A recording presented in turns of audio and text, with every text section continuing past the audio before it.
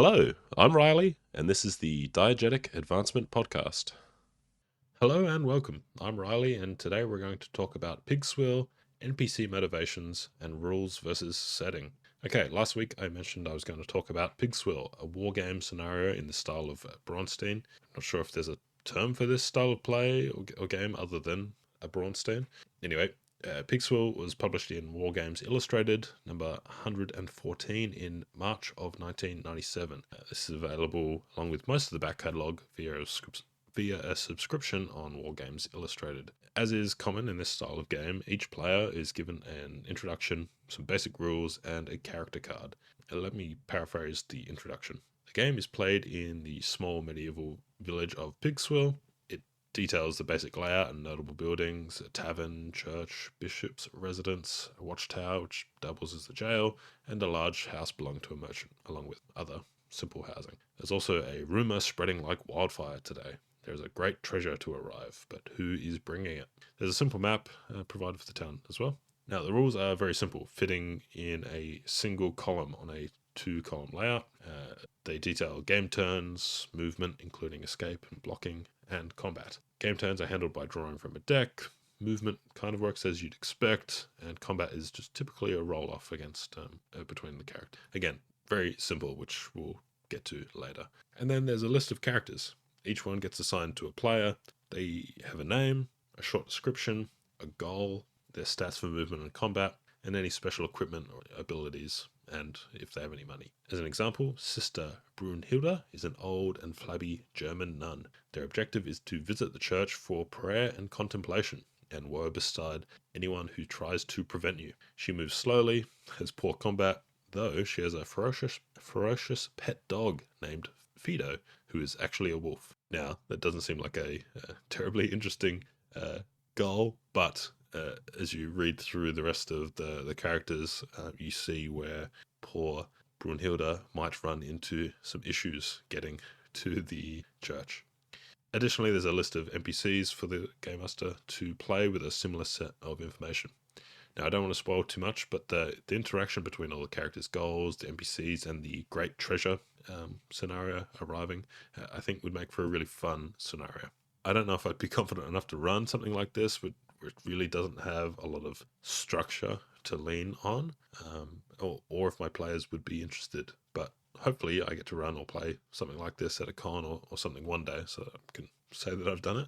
If you've got any experience playing or running stuff like this, call in and tell me about it. Now, onto what I wanted to talk about, NPC motivations.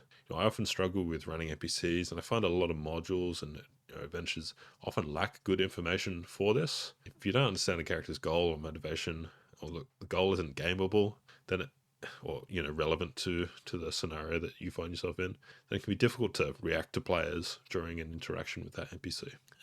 Same goes for monsters. And I think Pigswill and similar games present a really good template for this.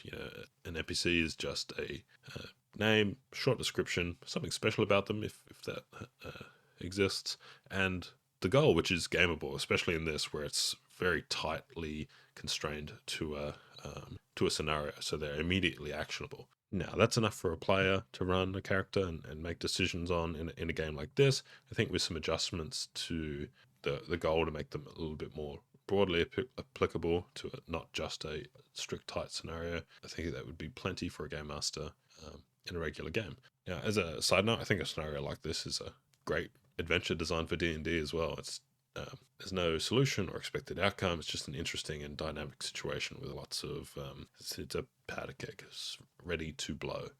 Another thought that I had reading this: the rules are really very, very simple. Much smaller than a lot of rules like games. But I imagine this would make for a perfectly reasonable, or quite possibly very good, night of gaming, or more if you extend the scenario or created more follow-on scenarios. I think this works because, sure, it's only half a page of rules, but there's 3 or more pages dedicated to rich setting, characters, and scenario. And again, the setting is very tight and small in this situation, but we could expand that as we go larger. So can things like this be replacements for rules? If you understand the logic of the world, understand your character, and have an interesting scenario, then I don't think you need so many rules. That's enough for you to make decisions on and to understand the consequences or chance of success and things like that. Now, rules can definitely help, and they add richness and depth to the game. So I'm not necessarily advocating to throw them all out. But if rules add stuff to the game where we might not necessarily need them, then the reverse should be true. Good solid rules plenty and help you run a good game, but they might suffer from not having a rich setting that the players understand the logic of. They have characters that they understand. They have information beyond fighter, right? They need to know what a fighter is in the setting and what their fighter is in the setting, and having interesting situations that give the players direction, but also offer them sort of that freedom and the agency that we want from the game. Well, I'd be keen to hear your thoughts. What do you need to run an NPC? What makes for a good motivation or goal? How important is the setting and understanding your character versus having rules that govern interactions? This is likely just a personal preference, I imagine. But with that, with that quick look into Pigswill and some of the thoughts I had reading it, I'm going to get out of here. But first, I wanted to shout out a couple of podcasts. So first up, there's some changes potentially happening, or I think they have happened, to the podcasters for Spotify app on mobile. That's affecting two great long-time podcasts, Hindsightless and Down in a Heap. I'll include links to their shows down below.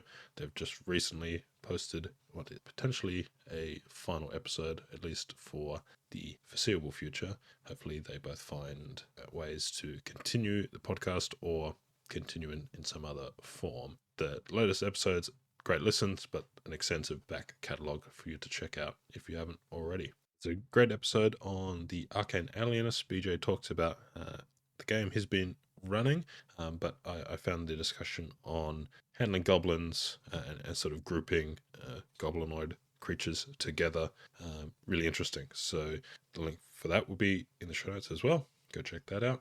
And lastly, just a shout out to the Redcaps Podcast. This is about a week ago, this episode, I think, but there was a great discussion with Rick Stumps on a very long running AD&D campaign, and it was just a blast to listen to. Very entertaining and inspiring to listen to a game that had run for so long, and all the great stories that come out of running a game like that. Okay, thank you very much for listening. All the details for those shoutouts and anything I've discussed in the show will be in the show notes. I believe I say that again in the outro, but it doesn't hurt to reiterate. I very much appreciate contributions to the show from by calling in. Details for that will also be in the outro and in the show notes. Thank you again, and bye for now. I'd love to hear your feedback. You can reach me via Spotify, SpeakPipe, Discord, or email. Those details, along with everything I've talked about today, are in the show notes. Thank you so much for listening. Bye for now.